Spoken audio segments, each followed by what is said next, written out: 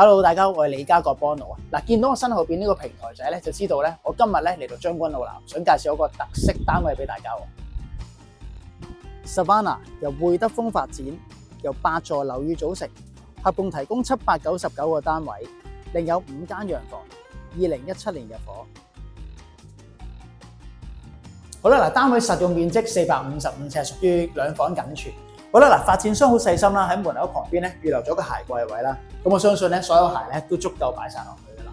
咁另外當然呢邊係飯廳位置啦。另外咧 Savannah 嘅樓底咧係超過2.9米嘅，咁所以做咗咁靚嘅吊燈咧都 OK 噶。好啦，嗱，呢邊咧就係客廳位置，咁啊闊度大概2.6米左右啦。咁所以咧梳化擺喺度睇下電視都唔會話好近。好啦，之後我哋介紹下廚房先。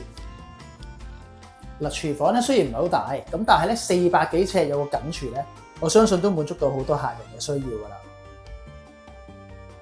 好，再過嚟介紹咗個洗手間先。嗱，會德豐品牌啦，咁相信咧佢嘅設計咧都係非常之優雅嘅。咁另外咧浴缸嘅設計啦，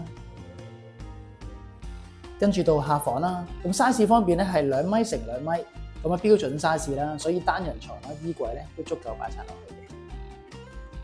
之後介紹埋主人房先。嗱，size 方面咧就接近3米乘2米1啦。咁門口旁邊咧位置可以擺到做好大嘅衣櫃啦。咁另外雙人床3邊落床，相信都冇問題啦。嗱，最後咧介紹埋呢個平台仔啦。嗱，面積咧108幾尺，雖然唔係好大，不過咧對於一啲中意種下花啊、出嚟唞下氣啊、飲下嘢嘅客人咧就好適合啦。屋苑鄰近將軍澳海濱長廊，夜晚食飽飯都可以同屋企人或者寵物落嚟散下步、做下運動，好舒服噶。